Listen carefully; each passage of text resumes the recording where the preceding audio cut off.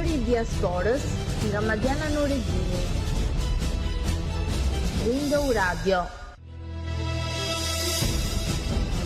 Zëri I diasporës nga Madiana. Përshëndetje të gjithë dëgjuesve të valëve të radios tonë. Unë sot jam shumë emocionuar sepse kam me të vërtet një të ftuar speciale. Sot në programin ton do të flasim me një shkrimtare shqiptare, një zë I veçantë I letërsisë që jeton dhe krijon larg atë dheut, por duke mbajtur gjithnjë gjallë lidhjen me kulturën dhe identitetin shqiptar. Përmes shkrimeve të saj, ajo na sjell emocione, kujtime, përvoja që pasqyrojnë jetën në diasporë, sfidat e emigrimit dhe dashurinë për rënjët. Veprat e saj janë një urlidhse mes vendlindjes, botës ku jeton, duke I frymëzuar kështu lexuesit me mesazhe njerëzore dhe kulturore. Jo vetëm shkrimtare, por edhe një muzë frymëzuese. Mirë mbrëma dhe mirë se erdhe në valët e radios ton, Vojsava Çaushaj. Mirë mbrëma dhe shumë kënaqësi dhe një faleminderit e madhe, me vërtet. Shumë emocionuar që ndodhem sot këtu me ju. Faleminderit që pranove ftesën tonë, Vojsava. Kënaqësi. Unë desha të thoja e di që je lodhur, se sa po je kthyer nga Shqipëria, nga vendi ynë I dashur. Doja të filloja ti. Po, më thuaj. Më shumë se e lodhur, është ajo atmosfera e mallit që edhe kur largohemi mbajmë akoma të paktën për disa ditë të jetë ajo kënaqësia dhe malli I tokës tonë e gjitha shalën mbrapa. E vërtet. Vojsava, neve kemi si zakon në radion ton të ftuarve tanë u bën pyetjen e parë, që është një pyetje shumë e thjeshtë, që mund të përgjigjesh në sa minuta të duash, në 2, në 3, në 4, në 5, në 6. Kush është Vojsava? Atëherë. Ku ka lindur? Edhe një herë mirë mbrëma dhe kënaqësi, edhe për të hequr emocionet. Atëherë Vojsava ka lindur në Selenis të Vlorës, besoj se të gjithë e njihni, qyteti I minjerës. Mbasi mbarova shkollët aty, mbarova dhe shkollën tregtare, pastaj universiteti në Tiranë, ku isha dhe studente në radhët e demokracisë. Në studentet e naftënjeshit, e grevave të dikurshme? Po, patjetër, isha në fakultetin ekonomik në vitin e 3, kur ndodhi ndryshimi, muri Berlinit, kudo dhe muri Berlinit edhe në Shqipëri. Mbasi mbarova fakultetin në ato vitet kur e din që ishte midis ekonomisë centralizuar dhe ekonomisë që filloi ekonomia e mercato. Unë fale italianishten, duke qenë nga Vlora ndoshta. Flisja shumë italianishten dhe kisha studiuar italianishten në mënyrë me pasion. Kam ndenjur në Tiranë dhe kam punuar me firmat e para italiane që ndodheshin aty. Me Caritasin Italian Projekt, edhe me RAI, kam bërë disa programe me RAI, kur edhe në ato vitet e para, siç e din të gjithë, për të parë situatën një vendi ishte në diktaturës, edhe për të bërë si qelë nga të tëra vendet e botës, që intervistoj Shqipëria, etj. Duke qenë nga Vlorë dhe jetoj në Tiranë, si shumë profesionisti puna ime që kishin gjetur punën e duhur në Tiranë, por duke qenë imigrate dhe atje një ditë të bukur vendosa që në Itali. Dhe nga Vlora ishte e thjeshtë. Jo, erdha nga Tirana si shumë, që se dikush kush na dëgjon, ato vitet e para kanë qenë të vështirat. E ardhur në Itali, jo vizat, jo megjithatë, arma ime kryesore ishte gjuha italiane, siç e dini, gjuha është liri. Kur kam ardhur këtu, kam filluar gati nga zero udhëtimin si imigrate, sepse arrita të vi në Itali, por sapo ishte mbyllur ligji në atë periudhë për të marrë dokumentat e tjerë. Sanatoriet e dikurshme. Po, sanatoriet e para, edhe megjithatë midis vështirësive, të gjitha këto që po i përshkruaj kam përshkruar në librin tim, do të flas në moment të dytë. Dhe mbasi pranova dhe çdo lloj pune, ato punët e vështira ku shumë si puna ime shumë profesionista ato nga shumë shqiptar, por me dinjitetin, me kurajon, e përsëri zgjua më ka ndihmuar shumë, sepse edhe fakti që kisha punuar edhe me firmat italiane, kaloi vështirësia e parë e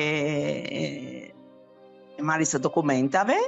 Dhe dëshira ime kryesore ishte njojtja e titujve që kisha në Shqipëri, sepse unë i përkas brezave kur ne mbaronim fakultetin gati ishte një ti e kishe vendin jo në kuptimin të garantuar, por studimet ishin bërë sepse përveç pasionit, përveç gjithmonë duhet që të realizohesh, të shkoje tek ajo gjitha të studimet që ishin bërë. Dhe si synimi si intelektual ose person që kisha vërtet studiuar, duhet që këtu të realizohesha. Dhe mbasi kam marrë dokumentat, dëshira ime madhe ishte që unë të njihja dhe titujt e që kisha fakultetin që kisha mbaruar në Shqipëri. Ekonomikun. Atëhere? Njihesin titujt atëherë? Në çfarë bëhet fjalë në Itali? Bëhet fjalë në 96 në kam në Itali dhe mbasi vjetësh që kam marrë dokumentat, edhe fillova, kam marrë gjithë programet, l'equipolenza della laurea. E flas me pasion sepse ishte më vërtet një ëndër që unë të njihja, unë kam mbaruar dhe ekonomikun në Vlorë, kështu që edhe fakultetin në Tiranë. Edhe fillova të gjitha të përpjekjet për të njohur titullin, përpjekje për të njohur titujt l'equipolencën, duket një si loj fjalësh, por të garantoj që ka qenë një punë e papar midis universiteteve, provveditoratit, universitetit në Shqipëri, një punë shumë e gjatë, për mos të thënë edhe tepër ekonomikisht, tepër e vështirë dhe ekonomikisht. Me shumë kosto. Në një moment, dhe me thanë, në rrugët, në udhëtimin tim si imigrate, unë vendosem në Romë në vitet e para dhe në fakt kur i merrej ato me ku kisha punuar në Tiranë, i thosha si që shikoni, ndalova në kapitale. Pastaja jam trasferuar në Taranto sepse një kushëria ime që ndodhi këtu më ftoi edhe pa marrë zor, ndoshta në ato vështirësitë e para, ajo vetmia në Romë, edhe fakti që unë kisha ardhur në një farë mënyrë, edhe pse profesioniste në Tiranë, kisha ardhur një fuori legge kur unë ndodha këtu, edhe kisha vërtet nevojë. Si të gjithë. Jashtë ligjit. Jashtë ligjit, si jashtë ligjit. Edhe kjo më krijonte si atë vetmin, edhe do me thënë ishte një luftë brenda meje, mbi të gjitha, si për vetmi dhe larg mbëdheut, larg familjes, edhe për anën profesionale, kështu që ajo ftesa e kushërirës time më duk në atë moment më dha ngrohtësi, më dha edhe të them të vërtetën, mendoja këtu ku jam afër në Pulja, jam gati në Vlorë. Sepse i shikon malet e Shqipërisë nga Pulja? Unë shpesh bëj shaka, sepse nëse do të besoj kush jeton në Itali e di, apo edhe kush jeton në Shqipëri, që Taranto do dhe të bute taka.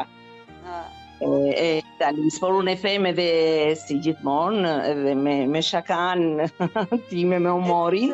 E di pse ta thash, sepse kam një shoqe nga Pulja, tash ndoshta nuk është në Taranto, po çdo mëngjes kur shkon poshtë, që shkon tek prindi, ajo jeton këtu në Padova.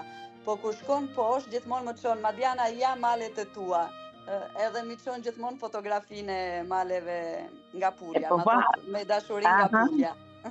Po, kundo, ta për shumë nga Otranto duket është dhe në pika më afërt me sa di unë me Shqipërinë. Edhe ose kur më merr shoqja ime ngushtë ndodhet në Vicenza aty afër me ty, që kemi quhet Kepi, që kemi mbaruar të dyja fakultetin, në fakt kemi ardhur në një farë mënyre, unë e kalova por kam marrë tek ajo sepse kisha një vit para meje. Edhe kur ose miqtë e tjerë kur më pyesin, unë kam qenë sepse këtu në Taranto jetoj përballë me detin. Ku je mo? ose kush të djeg në social që mbas vite të gjithë ne që gjejmë miq, shoqëritë, mbas shumë vite roftë social, grazie social. Unë i themi këtu, unë i përgjigjem, unë përgjigjem ja këtu në skel jam, ja përballë me skelët. Ja që love edhe jetoj, kam fatin të jetoj për shumë vitesh këtu në Bregdec, në lungomare, këtu në Taranto, që është shumë e bukur Taranto. Kam dëshirë ta them me gjithë zemër, sepse Taranto përfatkeqësisht në Itali është e njohur për Ilvën, kurse është një qytet i mrekullueshëm midis dy deteve, ka Manja Greqën, e të tjerë, është me të vërtet një qytet që unë e ndjej timin, ramaj.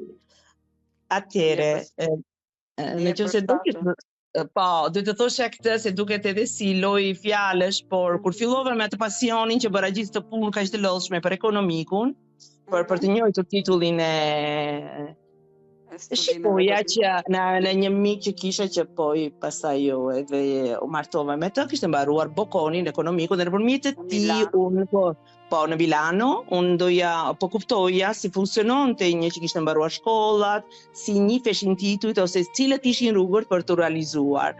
Shikoja që edhe pse ky pasioni im dhe kjo dëshira e madhe edhe me atë dhimbjen e të larguarit nga mëmëdheu që unë të punoja për ato çfarë kisha studiuar, shikoja që për një vend pune ishte për 3 vende pune prezantoheshin në konkurset publike 3.000 veta, 3.000 persona. Edhe sot, por atëre, do me thënë, kjo, po e shpjegoj të gjithë këtë për atë kontrastin, unë vija edhe pse flisa italisht ose një kulturën, por një huaj që vjen vetëm duhet të vi tek vendi që të kuptoj cili është realiteti vërtet. Do me thënë, dëshira e madhe nga Shqipëria që unë do të kisha vendi fix plas për kohën kur kam studiuar unë, me realitetin që gjeta në Itali ishte një abisso, thonë italianët, ishte komplet e kundërtën. Edhe unë marr vesh që një figurë të re që me ardhin e migracionit, me shtimin e migracionit në Itali, mediatore kulturale. Besoj se të gjithë e njohin figurën e mediatorit kultural.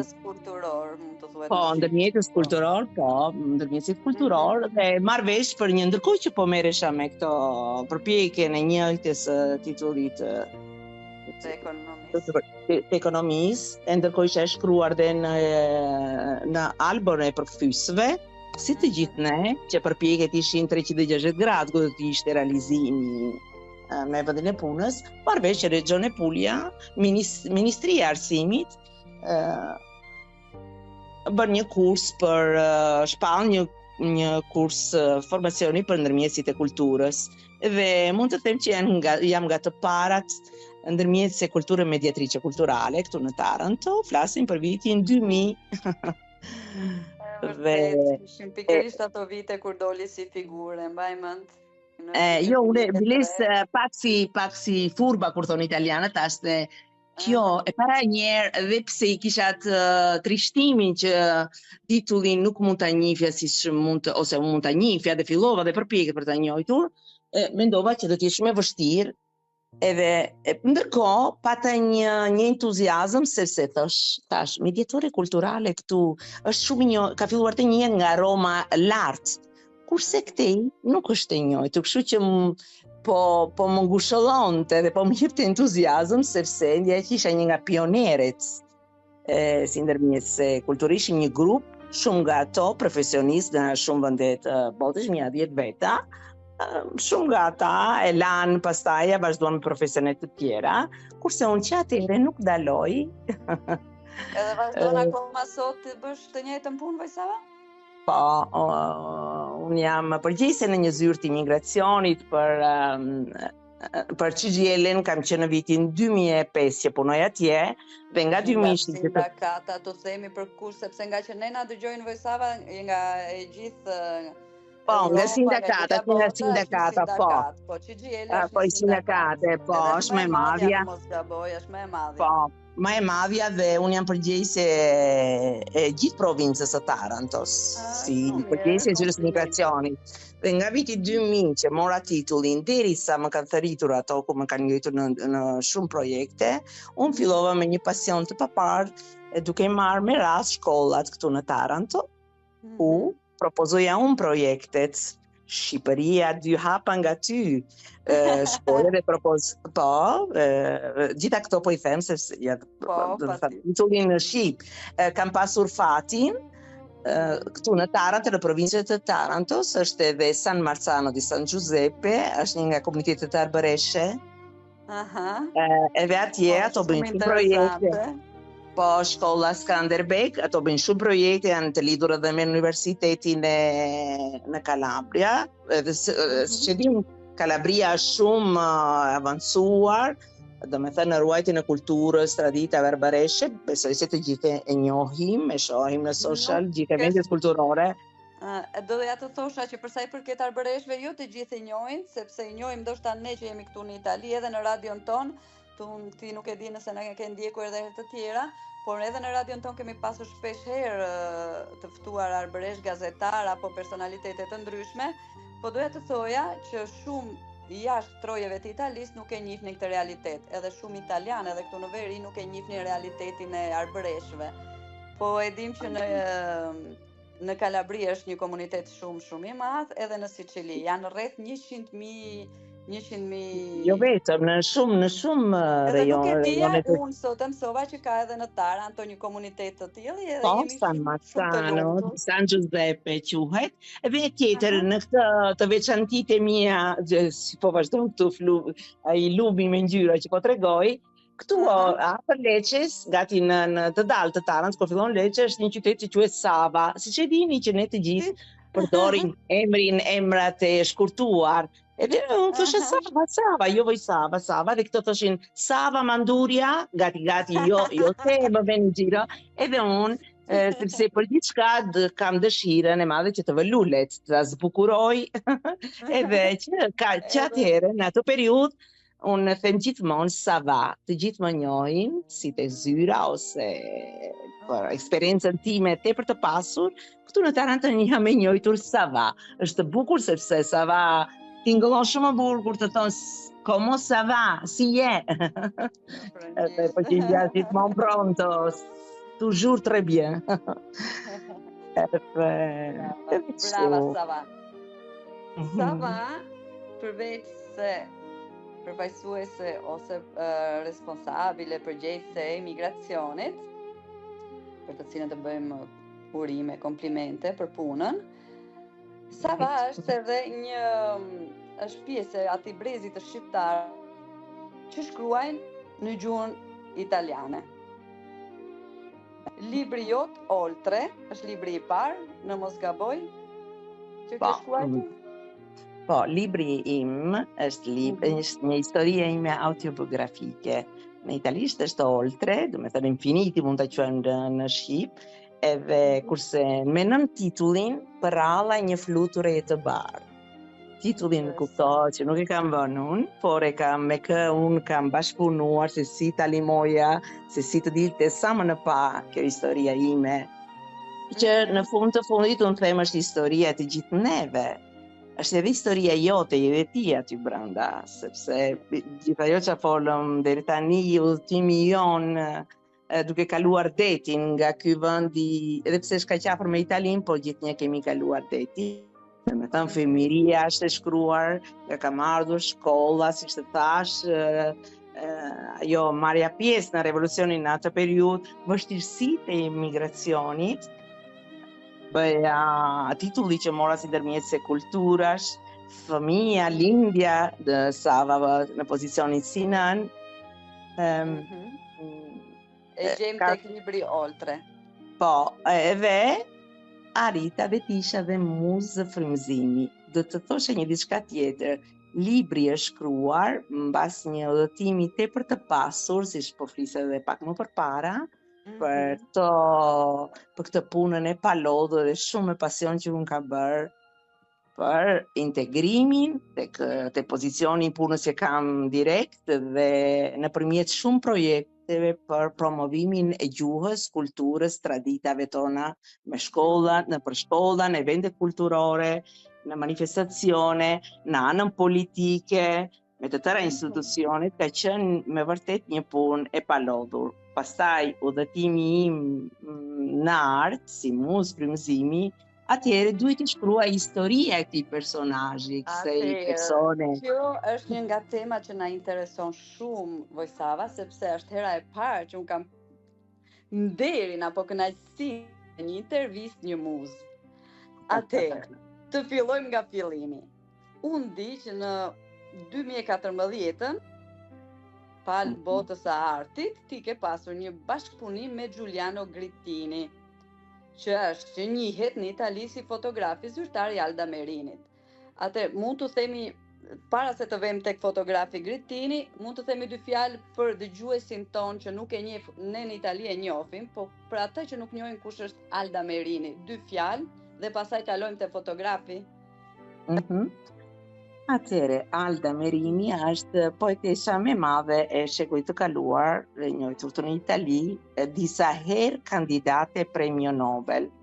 Alda ka një histori për të veçantë, sepse midis peripecive dhe shpirtit të saj të veçantë, siç quaj unë Alda dhe siç do të vazhdoj të flas për të treguar se Aldës kam studiuar dhe miket e mia janë një sër muza o personazhe femërore tepër të njohur në botën e artit, të filozofisë, të psikologjisë.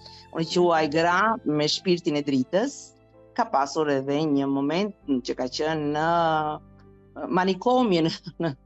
Ka pasur po në atë kohë ku pikërisht ajo dhimbja aq e madhe, në farë mënyre ka qenë edhe një lloj padrejtësie, siç thoshte ajo që ajo ka lindur poezinë mbas asaj, mbas atyre dhimbjeve të ndëgjurit në Alda, do të them një të veçantë tjetër e dashur. Alda ka jetuar në Taranto.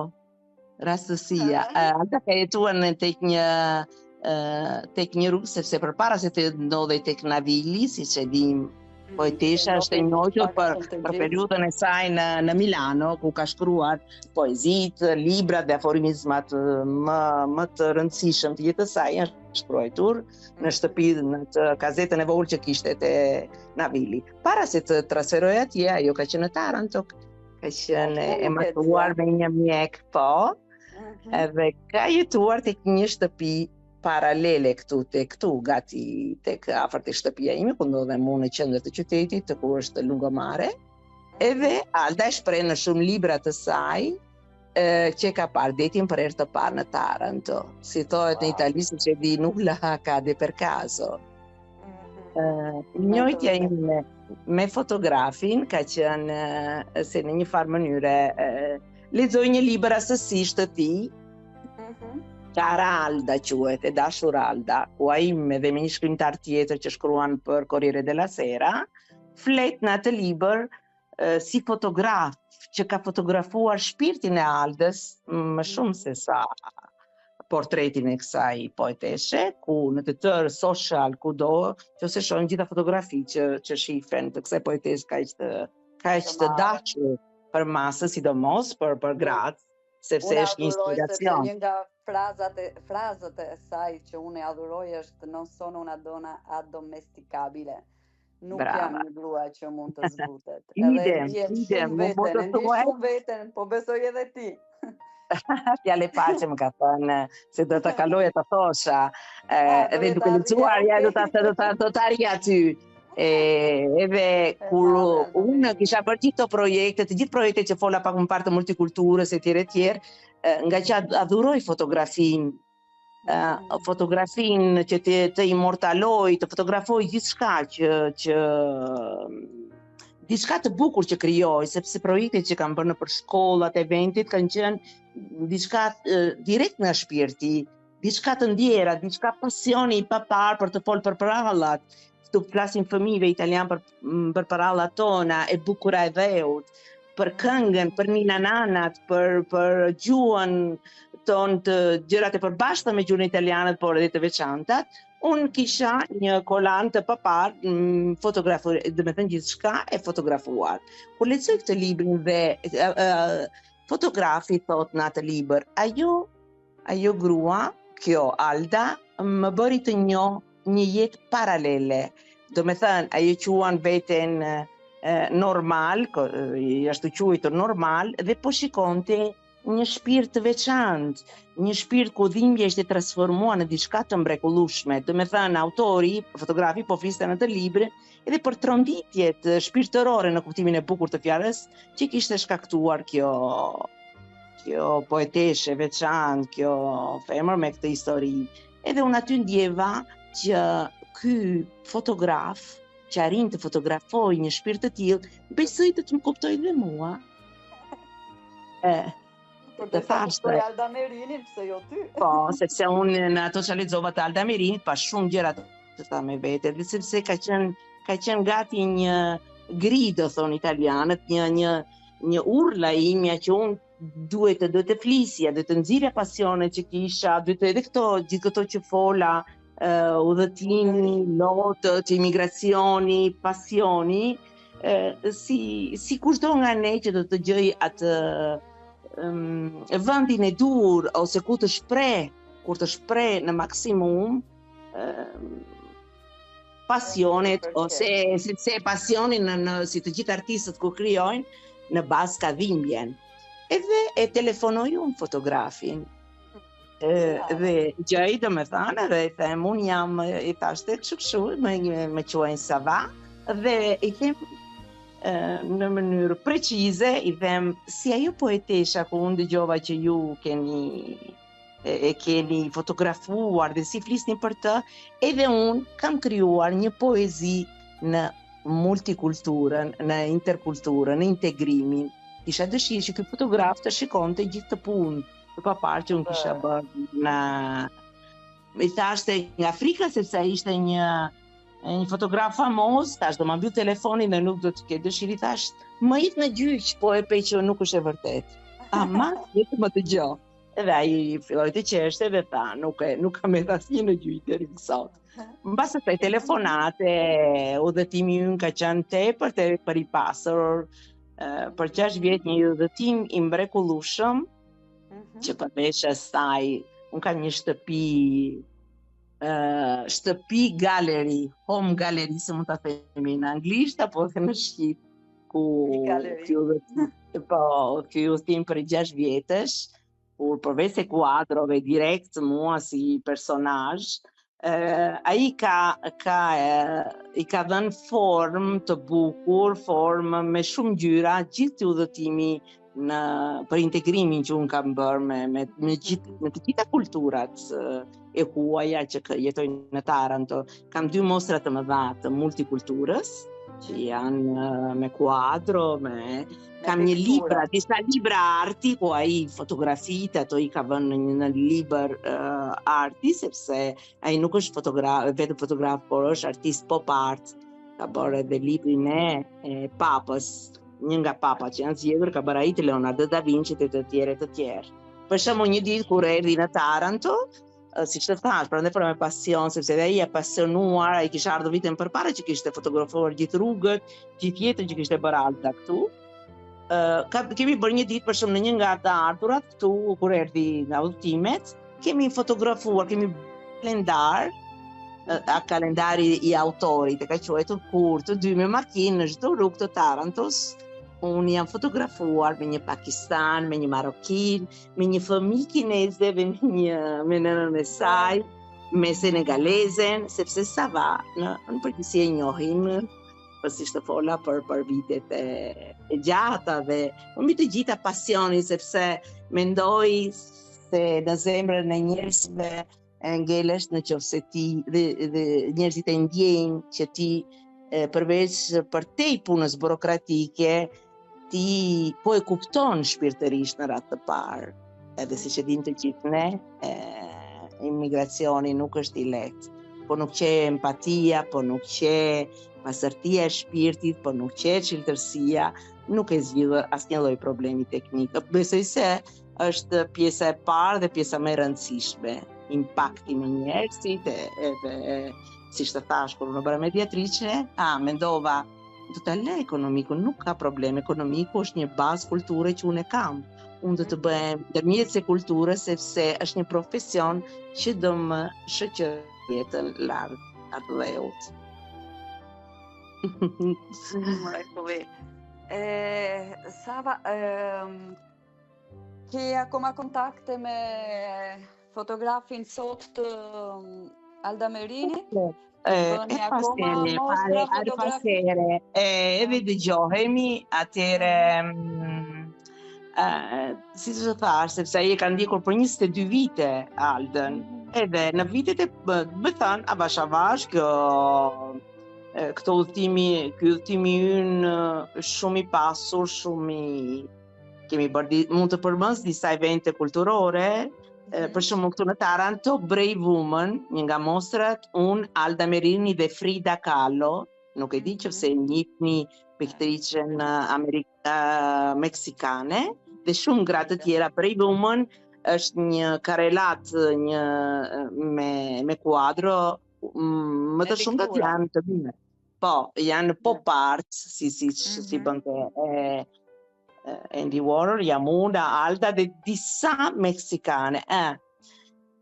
Dhe në shumë nga kuadrët ato që unë kam dhe më qef që ti tregoj, kur ka ardhur fotografi këtu dhe autori, fotografonte Tarantën e vjetër, qendrën historike, ato që tregojnë vërtet kulturën e Tarantos, dhe në ato mbasi fotografonte ka vënë portret intim, street art, do me thënë është gërshetuar figura ime, fytyra ime me shumë vende historike, sepse për të treguar se dhe ajo pasionua, që Alda ishte poete italiane dhe me historinë e saj ka frymëzuar tërë ato femra për me dhimbjen e saj, me poezinë e saj të bukur, këtu ai gjeti një të huaj, një imigrate, që me të njëjtën pasion si Alda punonte për integrimin e personave dhe nëpërmjet meje edhe ai po bënte multikulturën në kuptimin që po prekte me dorë pasurinë që kanë personat që vinë nga vende të ndryshme të botës. Edhe ai duke u pasionuar ka krijuar gjithë të mostrat, kur ne i kemi ekspozuar shumë evente kulturore, Taranto me sytë e një të huaj e quhen ato kuadrët ose mostrat, përveç se prej vëmë gra të forta. Atëre unë kam dëshirë që të them jo vetëm Alda dhe udhtimi me artistin ka qenë vetëm një, si të thuar, si fillim, si provokim, si skuza kur thuhet në italisht. Unë kam dëshiruar dhe pasioni i udhtimit në art më çoi që të studioj shumë nga gratë e shekullit të kaluara, famoze si të thash meksikanet, e dashura e Nietzsches, historitë e pamundurat të Picassos me muzat e veta, Camille Claudet's, ajo skultrice franceze që ai skulptori i mat i dashur i saj dhe vllai e mbyllën dhe atë në një çmendim, ajo është një mrekulli.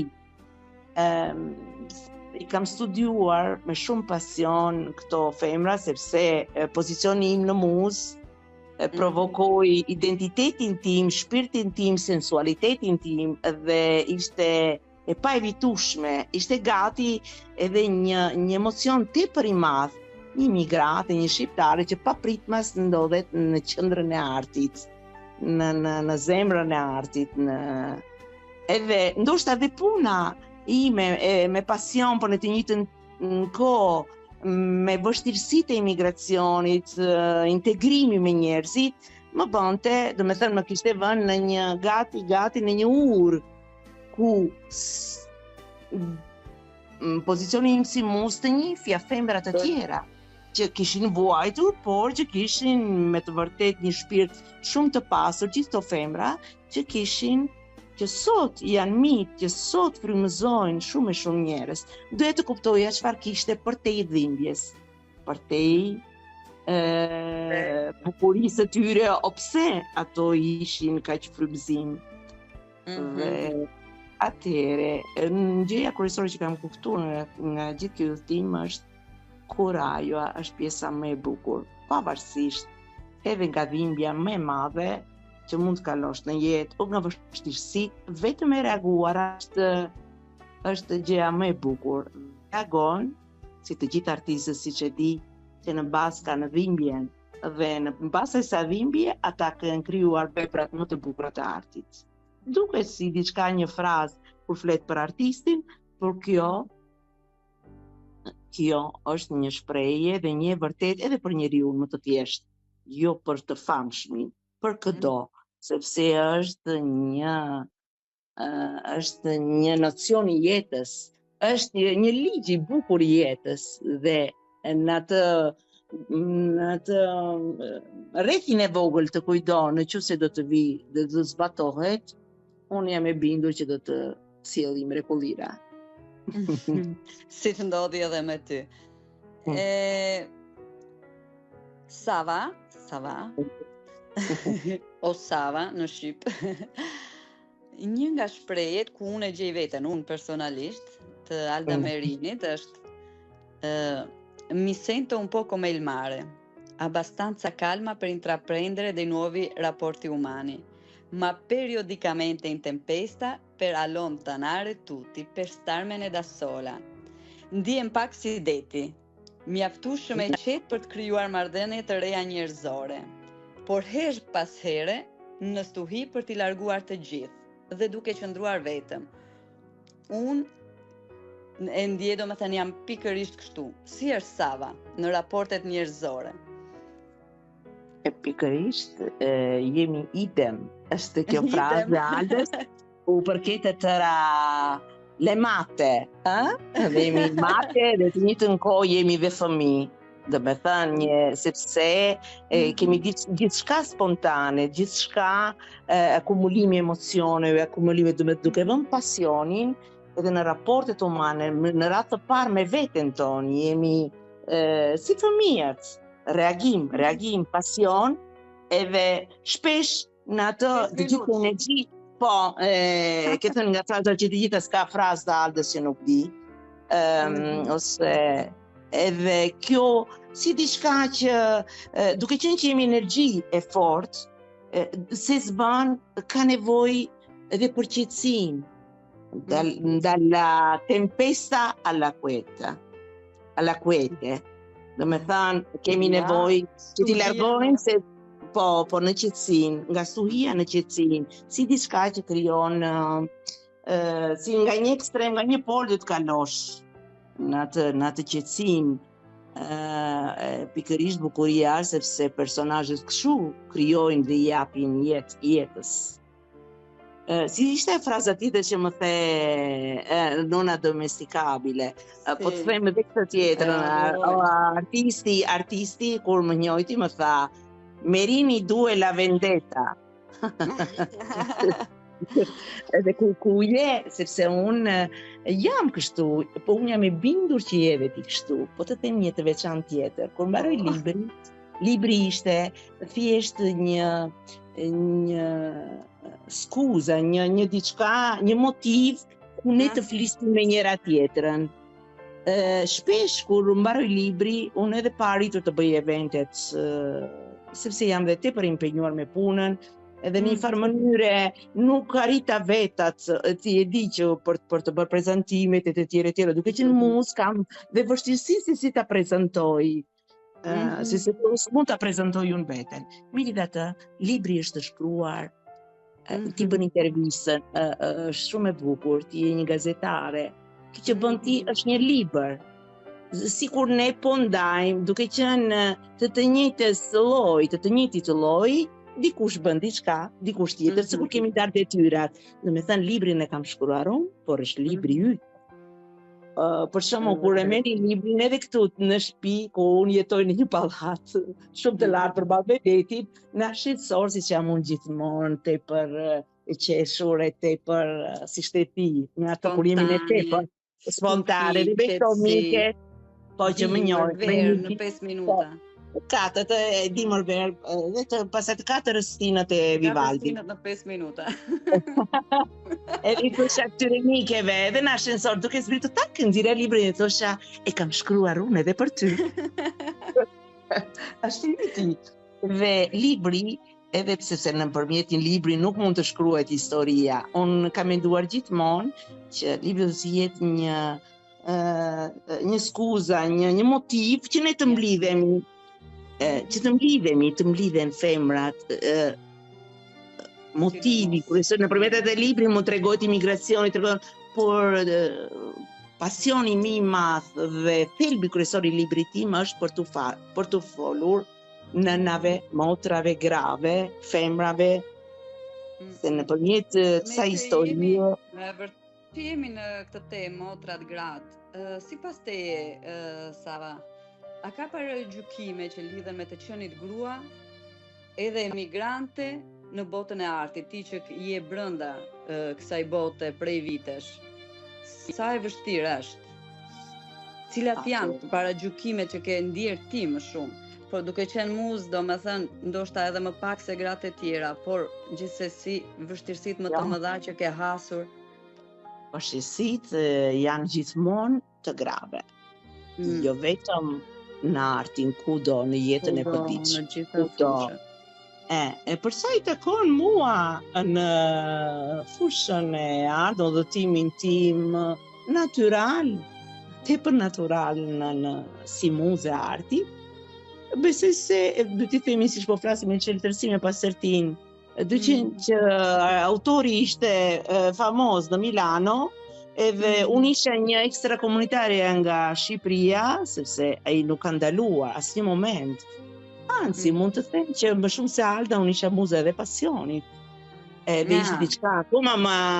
Ishte edhe një lidhje personale midis jush. Okej. Të nuk e kisha kuptuar, po. Po, sepse nuk mund t'jem muza. Jo, në shaka. Unë nuk jam muza e po muza e frymëzimit. Në një farë mënyre ka qenë pasion edhe Alda. Alda ishte shumë e dashuruar me atë, kurse ai ishte shumë i dashuruar me mua. Edhe kur unë prezantoja, sepse jam kështu, siç po flasim tani, sepse unë mendoj arti, ose pasionet, ose diçka të bukur që ne kemi të pasur, pasurinë e kujdo, ne duhet ta ndajmë, duhet jetë në mënyrë natyrale. Ndoshta unë merrem shumë edhe me filozofinë, pse do të them edhe një pjesë të një pjesë të jetës time për shumë vite gati dhe me udhëtimin në art. Edhe duhet të ndarë, sepse sa më shumë ta shpërndajmë këtë energji pozitive, po flasim për artin, për pasionin, për jetën, aq më shumë do të infektohen të tjerët në kuptimin e bukur të fjalës. Dhe aq më shumë do të shpërndahet harmonia dhe qeltërsia dhe ndënjura në paqe. Ashtu duke qenë muzë, jam bërë dhe disa mostra dhe në Milano, shpesh. Që një largësia edhe pse ka funksionuar shumë, sepse udhëtimet kanë qenë të tërë italianë, mosat janë bërë në shumë, një nga ato që unë e kam dhe shumë në zemër është, ka qenë në San Severino Marche, ku unë një autore peruviane, një bravissima, ja kështu si ty, po brune, ajo më pa në Facebook dhe tha dhe ajo adhuronte Aldën dhe tha bëri një kombinim unë, ky autori dhe ajo me ato veprat e saj të artit. Edhe shpesh shikoja që krijonte xhelozi tek italianet, sidomos ato milanezet. Edhe unë si Alda, ironia që nuk më ka. Po ç'ne kjo? Edhe unë i thosha, po ti, edhe ai më thoshte, por je qetë sepse ti energji. I thosha unë i du fort, por ajo muza nuk zgjidhet. Besoj se muza ndodh. Që po frymëzon autori, pastaj se ai thoshte Merini la vendetta, unë i thosha, unë isha më keq se Merini. Po pse nuk pyesin ato ç'ne ti, artisti im? Nuk zgjidhet, muza nuk zgjidhet. Nuk zgjidhet, edhe këtu, edhe duket si shaka, si loj fjalësh, po me vërtet edhe këtu ka shkaktuar. Në personat ku unë bëj eventet kulturore që më njohin, gjithmonë më njohin, ose mendoj, të ka ndodhur dhe ty, kjo energjia jon shpesh i tran me njerëzit, shpesh i vë në të një të kohë i stimolojmë, unë mendoj shpirtat e pastër kur i stimolon, ato janë të qetë dhe ndjejnë që ke transmetuar diçka të bukur. Kurse shpirtat e kompleksuar, shpirtat që nuk duan të dalin nga ajo errësira, e fillojnë e quajnë si një si provokim, sepse duan të rinë atë guaskën e tyre dhe akuzojnë ty për atë energjinë që ti ke shkaktuar. Edhe këtu e kisha fjalën që në këto prezantimet shpesh shkaktoj dhe xhelozi, por unë nuk e kam hequr asnjëherë buzëqeshjen, asnjëherë ironinë dhe në një farë mënyre e vija në provë dhe artistin. Më pyete që nëse kemi akoma marrëdhënie. Ja, gjithmonë kur unë si Alda, me vërtet Alda dhe sa bukur, Alda shqiptare, Alda ndërkombëtare, kur e marrë pasere, sepse më vazhdoj me atë shiltërsinë, me atë lirinë si të thënë e parë kur e telefonova, sepse po i tregoja si një fëmijë për diçka të bukur që më kishte ndodhur, po tregoja doja ti për alla që kisha treguar në për shkollat, po këngët tona, pasionet, po i thosha ne imigrantët, po sjellim me vete kulturën, sjellim traditat tona, jemi pasuri për Italinë, nuk jemi problem, nuk jemi ajo çfarë bën mediat e ato çfarë flitet imigracionin që abuzojnë të reformat. Dhe ai duke qenë artist, u apasionua, është e vërtet, edhe ai promotov si unë. Edhe në një periudhë pasaj tha, sepse dhe ai, edhe pse është artisti që dim prek atë pjesën e vështirësive ekonomike, një imprenditor në fund të fundit është dhe imprenditor, kur thoshte ti që paguan që gjele, kurse unë të shes kuadrat. Edhe më tha në një periudhë, tha, do presësh pak, tha, se vdesim për Aldën. Do presësh më vetëm ki durim, më tha, se ajo priti 20 vjet, ti prit 2 vjet, ti 2 vjet ke. I thashun, unë mendoj që në jetë duhet i flasim i jetës. Alda, me gjithë respektin, me gjithë, po Alda nuk është në jetë. E ke pare që, ose dikush tjetër më bënte ironi kur më shikonte që prekesha. Sava, janë në mod të vdekurit. E ke pare që edhe mitet janë basi kanë vdekur, kurse unë jam e bindur. Ne duhet i flasim në jetë jetës. Lere për mua, ose për ty, për këdo. Ne du të jemi të bashkuar në të energjisë, ne që nuk kemi korajon, kemi pasionin, du t'i flasim i jetës. Miti mund të na shërbej, është e bukur të flasim për mitin, por si i thonë italianët, fino a un certo punto, deri në një pikë, sepse miti duhet të shërbej, siç e mendoj unë. Me këtë, siç e kuptove që është një udhë përveç vetes, një udhëtim shumë i pasur, edhe me mitet të tjerë. Miti të shërben si diçka, është një diçka, energji, një stimul i momentit. Do me thanë, të shërben që të reflektosh. Gati është një pasqyre asaj çfarë ka ndodhur tyja. Por, ti do t'jesh ti, do të marrësh korajon nga ajo historia që ti po dëgjon, do t'i japi korajon për një periudhë të shkurtër, dhe ajo korajo do të bëj ty që direkt të montosh krahët e tua dhe do fluturosh ti. E ke vëre që, për shembull, unë në momente që isha me artistin, ai publikonte gjërat e mia dhe thishte Alda, ti grupi Aldës, për shembull, kush e doa. Buongiorno Carmela, mirëmëngjes kjo, më salutoheshim i dystyre. Unë që një falë dhe jam një Alda në një farë mënyre, thosha, po ti e unë thosha, po ti dëgjoj Alda këto, do ngrihet, do nxehet, do tira. E ke parasysh grupi që krijohen, grupi Alda Beri, sepse duke qenë një Alda, duke qenë një energji dhe duke qenë frymëzim, unë e shikoj në kënd vështrimin, nuk ka rëndësi që ti do flasësh për mua apo për tjetrën. Si të thash, libri, unë e kam shkruar edhe për ty.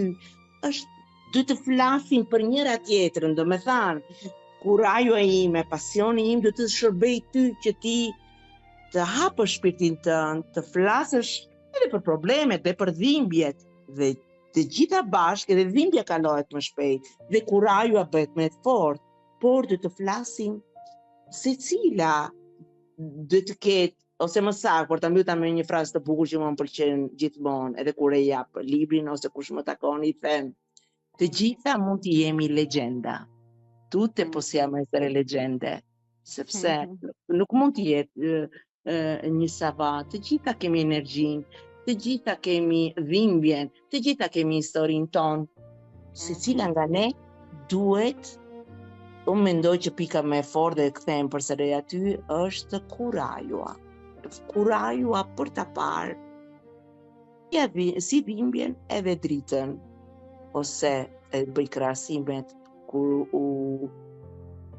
si shi tha babai që asaj rushes, Cenerento's në italisht, me gentilesën dhe me kurajon, ajo e dyta, që për mua shumë e fortë, gjithçka arrihet.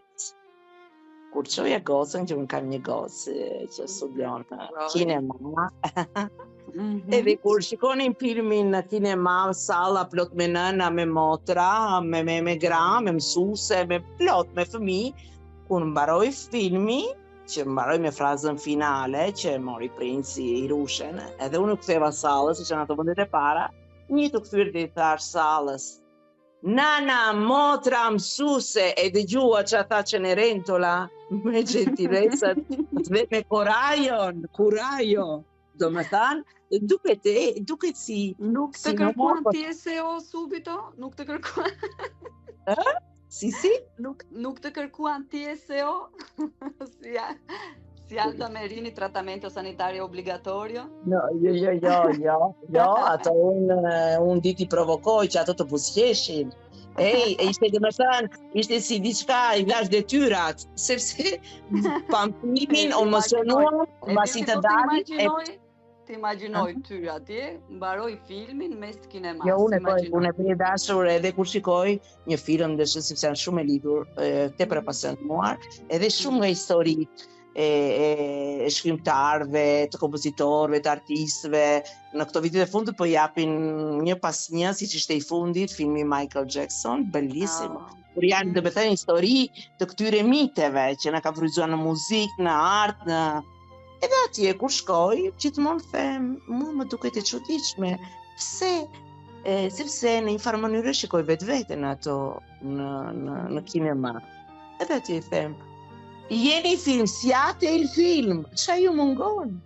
E qita që siate il film, unë shikoj një çift që ngrihet edhe kati ka ngrirë kur mbaron filmi. Po reflektojnë, unë i them, e pat filmin, emocionet që ka dhe në i filmi, sepse për mua është çuditshme kur ti shikon një histori, një film, një personazh që të frymëzon. Çfarë? Po ta rrotullojmë, shiko si more ti frymthell? E shikojnë edhe thonë, kush me çfarë është lidhur kjo eja? Me kurajon, me forcën, me kurajon.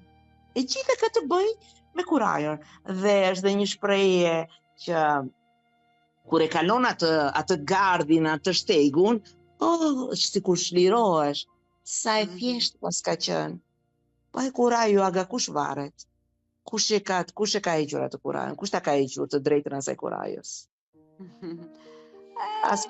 Jam dakord, por jam dakord edhe me faktin që ti thua muza nuk zgjidhet, prandaj sado kurajo të kesh, unë po ta them, nuk është se nuk kam kurajo, kam pasur edhe kurajon edhe në radio në një transmision, mua më pëlqejnë shumë poezit. Jo t'i shkruaj, por t'i lexoj, e them gjithmonë.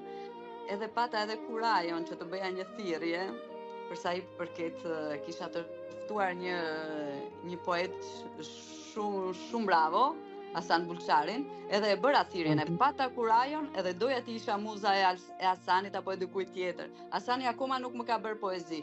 Prandaj sot kuptova që është e kotë që unë të bëj thirrje muza, siç the ti, nuk zgjidhet. Jo, ti je muza edhe si the kam shumë dëshirë. Ti je muza në atë je artiste, dhe ajo dëshira jote për ta kënduar atë poezi. Unë jam e bindur që ti e ke kënduar me nota të bukura poezi. Se të dëgjova me mendje që kam shumë dëshirë. Do të thotë që atë të shprehjen tënd më të bukur të shpirtit ti e jep duke kënduar poezinë. je vetë artistja, nuk ka nevojë që ti jesh edhe muza. Edhe unë në farë mënyrë isha muza, po isha edhe artistja. Do më thënë ti kesh të dyja, unë jo, Vojsava i bie. Jo, ti edhe ti ke. Dhe unë ta thasë, kur ta thash për atë librin, sepse besoj se kemi të drejtën umane të gjithë njësoj kur kemi lindur. Unë jam e bindur kudo nga të të rrotullojmë, dhe nga të të kthejmë ka të bëj vetëm me Korajën, ka të bëj. Do shta, unë jeta ime, po të hynë Austira, ka qenë gur që unë i kam kthyer në diamant. Gur, në që se lexon edhe filozofët dhe poetët, gjitha ka të bëj sepse jam bërë dhe jam disbërë. Ose si Tela e Penelope, si ai filmi, si ajo, çaj themi neve kur bëhet ai, çaj quhet ajo e Penelope, që krijonte ajo që të priste Ulisen. E bënte dhe ribënte. Dhe të thënë kjo ulura e ngritura, këto vështirësi të jo të jetës, të kthyer në po, është si të thua, si të vdesësh dhe të ri për të rihesh, të vdesësh dhe të ri për të rihesh, është jeta. Kjo është jeta. Do të thënë, të shikosh vështirësitë e jetës dhe si diçka, si një oportunitet, jo si një sfidë, një oportunitet kur mbasdimrit vjen, kush vjen mbasdimrit? Vjen Beari. Një punë që kisha dëshirë të flisja 2 fjalë, më falë nëse në punën që të përditshme kam merremendje Grini, nëse do të ishte me imazhe, unë uroj që të jetë në një moment të dytë, në një emision tjetër, ose që do të kemi një bashkë. Ku ato të imazhi flasin më shumë se sa fjalët. Në kontakte që kam me të tëra kulturat e botës, në veçanti Afrika, Nigeria, janë gratë. Ai kontakti im dhe unë me vërtet, edhe fëmijat, sepse merrem me bashkimin e familjeve, me rinovimet e përmesa, po sidomos ajo pjesa që sjell këtu familja, restën e familjes në përgjithësi, gati 90% të rasteve që ai ndodhet tu, edhe vjen resto e familjes mamaja me fëmijët. Do të prekja pjesën e nënave dhe motrave tona shqiptare. Unë ndjek tërë ato vajza e motra, bilesni nga episodet e fundit ka qenë sanatoria, që se të kujtohet në vitit 2020, në mes të pandemisë. Në përmjet atyre, në shumë praktika që unë kam ndjekur me një lodhje të papar dhe me atë stresin që dim të gjithë që kemi kaluar, pjesë me madhe ishin ato gratë që dhe ato janë granë në motra që vinë nga një shtet tjetër që bëjnë punën così si quhet tu badante ose kolf që shërbejnë në familje. Në shumë nga ato ishin edhe një pjesë e mirë kanë qenë nëna dhe motra shqiptare, ku unë i kam ndjekur një për një, derisa kanë arritur në, siç e di ti, të legalizoheshin një punë e papar, një burokraci, besoj se në tëra vende të gjithë e dinë se Italia është jashtë normës për burokraci.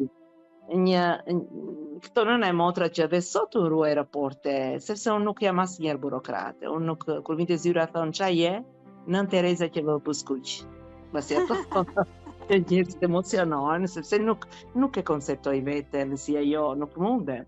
Si një burokrate, siç e di, kur shkon në komunë të thotë, më jep kartën e identitetit, më jep atë që ta trishton ditën, nëse ti ke marrë një ditë leje në punë, ajo ta bën një javë me mënyrën se si pëlqej. Kurse unë jam, dikush më thotë, biles një shkrimtar me cilën bësh punë, ti je një radio, më thotë. Edhe duket. Po e dëgjojmë që ti je një radio. Dhe është kënaqësi të dëgjosh një radio në radio. Më faleminderit, edhe unë me ty.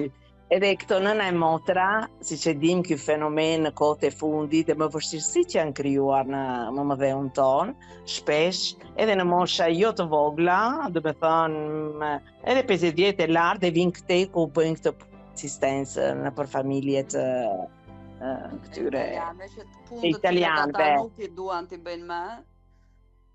Po, edhe sepse ajo punon 3 turne, duke bashkëtuar me atë plakon të moshuarin italian, edhe kam vëre, jo vetëm kjo ndjekura ime humane për te burokracisë, një fenomen që më ka prekur shumë. Shpesh, për t'i sjell ato këtu me punë, për gjoja, ndihma e për, janë shpesh edhe gra shqiptare që vjen jo me asociacione në forma nuk e di, të ndryshme që shpesh i shfrytëzojnë. Nuk e di, për mua është nuk arrit të konceptoj, nuk është se unë pretendoj mrekullin ose sensibilitetin dhe ndërgjegjen e njerëzve, por është tepër e rëndë fenomen që një femër tjetër shqiptare të përfitojë në këto momente kaq të vështira e përsërisë. Me vështirësi që vazhdojnë që të krijojnë atë që ti bësh ndërmjet se do të fitosh në kurrizin e një nëne tjetër, një motre tjetër. Me të vërtet gjëra që sidomos këtu në Puglia, sidomos këtu jo në Lecce, jo, të garantoj unë, sepse siç e dim, ligji për imigracionin është tepër, është jashtë. Unë nuk e di, ndonjëherë them unë kam pasaportën italiane, dhe kur vinë edhe kur më pyesin, më jep pak listën që të bëj pasaportën, unë i them, takin zgjidha dhe i them, e do këtë timen? Ta fat. Sepse është aq e komplikuar e aq sa kjo lodhje e njerëzve mbar paletrave, lodhje pa parë me kosto ekonomike të pa jashtë normales. Edhe nuk do shumë mund të kuptohet, si ti quajmë ata shakallët që vjen në mes, që bëjnë si ndërmjet që të përfitojnë nga këto vështirësi të njerëzve. Edhe po ta përsëris kur në këtë dramë kaq të madhe që të vi, të lësh familjen dhe të vi, të mbyllet 24 orë për familje që se ka nevojë e ku dhe përveç kësaj, gjithë kësaj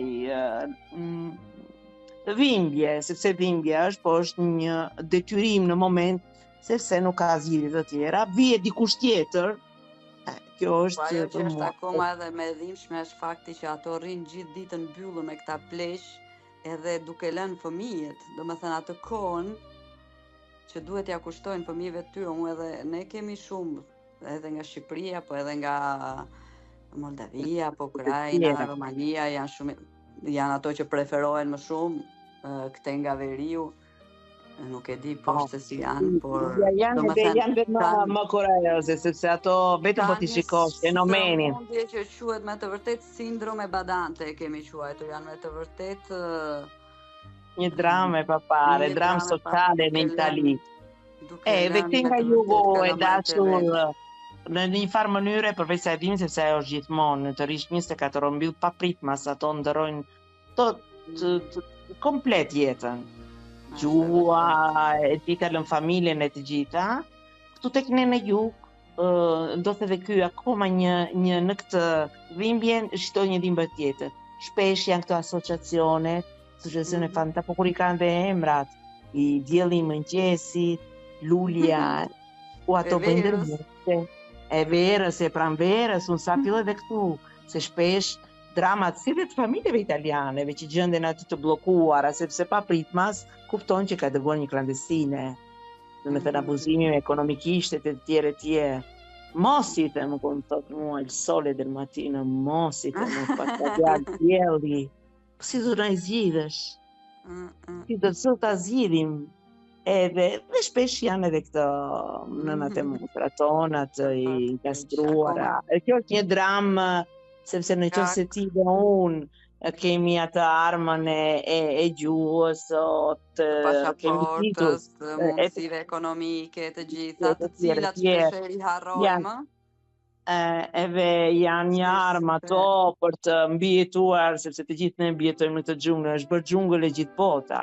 Aq më tepër ne nëna, motra, gra që jetojmë kemi ndëruar ajrin, kemi ndëruar shkeshen e jashtë gjithçka ndryshe, që pastaj si gjithmonë shkruaj ata në pozitive, domethënë më ka forcuar, më ka vënë një më të bukur buzëqeshjes, por jo të gjithë kanë armat. Edhe kur flasim për kurajon, tamam kurajoa më madhe dhe respekti u takon këtyre nëna e motrave.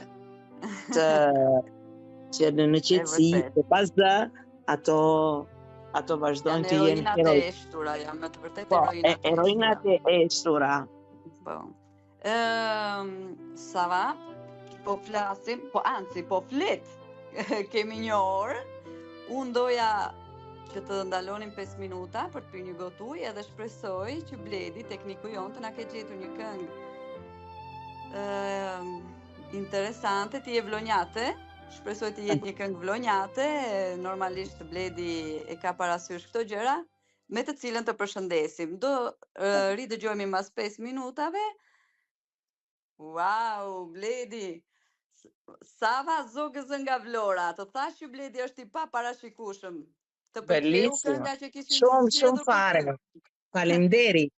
Ishte për ne e ishte një këngë e mrekullueshme. Zogës nga Vlora. Së pret piu, së pret bora. Ecco, fiks për ty ishte, fiks për ty, Zogës nga Vlora. Për ne, dasheti nga Vlora. Ne jemi të Po. gjithë, Shqipëria është e vogël, ne jemi gatë dua. Jemi nga të Kujtohet duat, atëherë po, që me thash. që jemi në temën e Vlorës, ju nga Vlora, Sava, është për të ardhur keq ajo çfarë po ndodh sot, dije sot në Vlorë, është me të vërtetë e tmerrshme, edhe duhet besoj se të gjithë ne, gjithë diaspora duhet të reagojmë, se është e papranueshme ajo që ka ndodhur në Zvërnec, që disa roje, ishin roje të ndryshme që tërheqin zvar, një qytetar shqiptar përpara syve të policisë me gjithë si i thonë përgënjeshtrimet apo për gjithë faljet apo për gjithë pushimet nga puna të shefit të drejtorave të policisë apo atë çfarë ishin ato, është e papranueshme që në 2026 një qytetar shqiptar të trajtohet në atë mënyrë. Dhe kjo ka ndodhur në Vlorë, ka ndodhur në Vlorën tënde, po ka ndodhur më përpara në Rjoll, edhe në qoftë se do ta lëm këtë shtet, domethënë këtë situatë kështu do vazhdoj kështu. Sava, unë e di që ti merresh, domethënë je edhe shumë aktive me këto, je shumë me politikën, unë jam me politikën me të drejtën, pikërisht ato që theti. Jo, me diminim është. Jo, unë mendoj që ka vajtur kulmi, ka vajtur skandali, populli ynë po nuk filloi të ndërgjegjësohet, unë po flas si Franca, si të gjitha vendet europiane se si mënyrën se si reagojnë kundër qeverive, po kjo ishte e patër, ata zërin se kishin marrë gjithë, ato ta zënë nëpërmjet asaj figurës aq të turshme, që po si po e të riqnin, ato zërin se ta kanë marrë zvarr të gjithë neve. Unë jam ndirë me të vërtetë e tërhequr zvarr në atë moment. Sa po isha kthyer nga Shqipëria sepse më vinte të hipja avionit e të kthehesha edhe një herë të shkoja në Zvërnec. Kjo është drama e papare, çfarë po ndodh atje në nivel politik, në nivel ekonomik, social, edhe njerëzit janë bërë të trembur, ose u ka bajt aq shumë në kockë sa nuk din, nuk kanë më forcën, nuk kanë më gjakun të reagohet. As të reagojnë. Ajo, pastaj si shteti, këtu nuk ka falje, nuk ka fursha, lustrime, sepse ajo ishte një tërhequr zvarr të gjithë neve. Kështu që nuk e di montrë, për si të thash si po flisit deri tani për reagimin, për kurajën, e gjitha varet nga kuraja, e gjitha varet nga, po ta kthejmë, edhe ne jemi misionar, si te ti që dohet të kthesh e mbrapsht, ashtu e mendoj edhe unë. Dhe ne na takon misioni historik. Ne që kemi kurajën, ne që kemi pasionin, ne që reagojmë, që të fillojmë dhe të frymëzojmë, dhe të japim kurajën edhe të gjithë masave. Unë, edhe pse folëm kaq shumë për artin, unë koka dhe shpirti është mbrapa tek më mëdheu, dhe atje çdo gjë e patolerueshme. Atje në mes të Europës, në si popull, me atë natyrë, me atë bukuri, me atë pasurira, me luftrat që kemi bërë kaq shumë që të ishim duhet ishim një Zvicër e dytë, me gjithë bukuritë, me gjithë ato çka kemi, por na mungojnë politikanët e hajrit. A mendon se në diaspora duhet të bëjmë më shumë, jo vetëm llafe, jo vetëm fjalë, fol? Unë kemi mision, unë mendoj që kemi mision historik që ne duhet të japim. Unë mendoj që jemi dhe pjesa më me kurajë, më e pastër, sepse ne kemi atë dhimbjen e të larguarit, në të njëjtën kohë nuk kemi të komprometuar, siç janë atje politikanët. Duke qenë në tokë të huaj, jemi pjesa më e pastër, për këtë unë jam e bindur. Kjo dhimbja e të qenurit larg trojeve, me syrin dhe kokën mbrapa, me lotët që nuk duken, në të njëjtën kohë ne e bëjmë me pastërti, duhet ta bëjmë me pastërti siç jemi. Këtë dhimbjen ta kthejmë në diçka të mrekullueshme, në forcë, të bashkuar, siç po flasim ne edhe në këtë bisedën, ndoshta të thjeshtë, por që del shumë. Duhet të zgjerohet, duhet të dimë se si të organizohemi që këtë dhimbje të largimit dhe kur kthejmë kokën ande i shikojmë të lloj të merre, duhet të dimë se si të organizohemi, se si të japim kontribuim, mendoj që misionin historik e kemi ne. Pikërisht sepse ne nuk kemi të kompletuar, nuk të bëjmë kur për interes. Sepse ne nuk kemi një vend pune për të mbrojtur, sepse unë sapo u ktheva nga Shqipëria dhe nëpër tavolina, nëpër biseda me njerëzit flitet krejt ndryshe, por në fund të fundit thotë unë kam vendin e punës, si t'ja bëj? Kurse diaspora, ne nuk kemi një vend pune. Edhe pse mendoj që në djallë të vej dhe vendi i punës, sepse kur arrin të tërhiqesh zvarr, në qoftë se të ngrihen që më të shtrenjtë.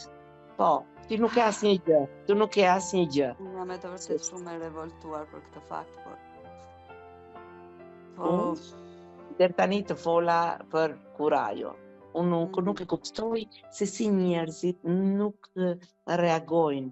Është diçka, secili nga ne ka të njëjta të drejta. Kemi lindur të lirë dhe duhet të vdesim të lirë. E di që duket si utopi o si... E di që nuk është një mrekulli që mund të ndodhë. Pikërisht, ti, ne që kemi këtë pak a shumë të zgjedhur për zgjedhurit e Zotit, si duket në këtë mision, që ne duhet të takojmë nevi që të frymëzojmë. Ato që e kanë, po e kanë më të dobët atë kurajnë, kanë më frikën. Pikërisht në këtë pjesën e sensibilitet, me pjesën e artit, duhet të dimë se si të stimulojmë pjesët e tjerë, masën ato që nuk e kanë kurajon, edhe e kemi kryer më mirë misionin për vetveten, misionin historik për të gjithë. Vërtet, unë me të vërtet shpresoj që mbas kësaj nuk ka bindje politike e majtë e djathta apo e qendrës që nuk mban më pilafi ujë. Unë mendoj se me të vërtet njerëzit duhet të ndërgjegjësohen që diçka duhet bërë. Unë se di, unë kam 2 ditë që diçka duhet të bëj. Kam firmosur gjithë peticionet e mundura online. Nuk e di, diçka duhet bërë, nuk mund ta lejojmë një gjë të tillë. Sepse ndjen është provokuar, është dinjitet i gjithë, ka vajtur në tokë, edhe nuk arrin të rish e qetë. Nuk e di, do të gjejmë format unë, për sa më takon mua, unë gjithmonë jam e gatshme. Që se më pyete për politikisht, unë duke qenë një artiste, bilese dhe aty ku të kthehem si ish demokrate, si unë jam advetare në radhë të parë. Si në çfarë do lloj politike, unë do të vë advetarin të sjell bukur me sensibilitetin e duhur. Thashte ndonjëherë artistët s'parashkojnë me politikën, dhe në të njëjtën kohë jam e bindur që politika nuk mund të bëj pa artin, sepse vetëm ashtu, si ajo pra gentilesa dhe coraggio e Irushes. Atëherë kemi një artist në politikë. Kë kemi? Kë kemi kryeministre, kemi artist. Po si jo? është Peravina, vetëm se është nga tuar të trupës. Ja fare, të gjena e shtë më dhaje sa pikturat, si dhe të kuqe, si dhe sytë që në vë ato që kërë kanë nga patatinet. Mund të thënë? Jo, artia, nuk është artist. Edhe për anën politike, ti intelektuale, si unë, jemi artiste, edhe ajo me gjithë respektin se nuk do të denigroj këto femër, por që të na përfaqësojnë për kuvende në politikën disa kategori, si shteti këtu tani për mërën, edhe unë ashtu jam e irrituar. Nuk e konceptoj dot çfarë nivelesh, çfarë, nuk e di, nuk mund të jenë. Me gjithë respektin, që mund të jenë të nderuara aty ku janë, sepse janë femër dhe nuk mund të denigrojnë një femër. Por kur e meritojnë, për të krijuar zhurmat, për të mburuar zullumet e veta, për Shqipërinë që e ka boshatisur, se nuk do shumë mend pse, se ndodhen aty, se vendi vjen dhe drejton vendin, nuk e di. Nuk kemi asnjë qeveri dhe asnjë opozitë. Shpresojmë unë me të vërtetë kam shpresën tek diaspora, shpresojmë të ndërgjegjësohemi e të bëjmë diçka. Sava, kemi arritur quasi gati në fund të emisionit. Edhe fluturoi kjo koha me ty. Ti je me të vërtetë një radio që flet në radio. Ishte kënaqësi, shpresoj të kem përsëri në një emision tjetër. Doja të thoya nëse ke projekte të reja për një libër ose për ndonjë mostër fotografike, mbi çfarë po punon? Unë në këtë moment, gjithë kjo pasuri që të thash, unë do doja që ta prezantoja akoma dhe në një prezantim të ri, mostrat me kuadër dhe libri, kam shumë dëshirë që librin ta prezantoj. Libri im quhet, siç e thash, për radha një fluture të bardhë. Do doja që eventet, sepse bukurinë e ka duke u parë në sy, nëse do të mundja të udhtoja në Itali, janë disa projekte që në këtë moment do të jetë një në Parma, po pa e thënë akoma, sepse organizatorët akoma si kanë dhënë ato. Kur do të dalë një diçka e bukur, sepse personazhi, jo vetëm unë, po si ti, të gjithë intelektual, pjesa e bukur dhe me vlera që na përfaqëson në fusha të ndryshme të jetës, për prezencën këtu në Itali, të tregojmë italianët që nga imigrat ne jemi bërë autokton dhe me këto vlera. Eko, dhe del automatikisht nuk na keni marrë, do me thënë që na jemi shpesh ajo migracioni thotë që sikur është bërë një nder, por bashkëjetojmë me ju dhe në një farë mënyrë siç marrim ne nga kultura juaj, kemi diçka për shumë të pasur për të dhënë dhe një, siç quhen ato mostrat e mia të multikulturës, uguali nella diversità, të njëjtë dhe pse të ndryshëm. Ishte kënaqësi e papare dhe për mua, me vërtet me gjithë shpirt, edhe folën dy Sava, folën dy muza sot. Faleminderit. Si Velina, një brune dhe një bjonde. Një bjonde. Saktë, unë të falenderoj shumë Sava, shpresoj të kemi edhe në emisione të tjera. Faleminderit për kohën që na dhe, faleminderit të gjithë neve. Edhe përpara, me kurajo. Shpresojmë, forca. Natën e mirë të gjithëve. Natën e mirë. Natën e mirë dhe ju të gjithëve që na ndoqët deri në këtë orë të vonë. Faleminderit Bledi për këngën që kishe zgjedhur dhe ridërgjojmë sërish të dielën e ardhshme. Natën e mirë. Natën e mirë. Natën.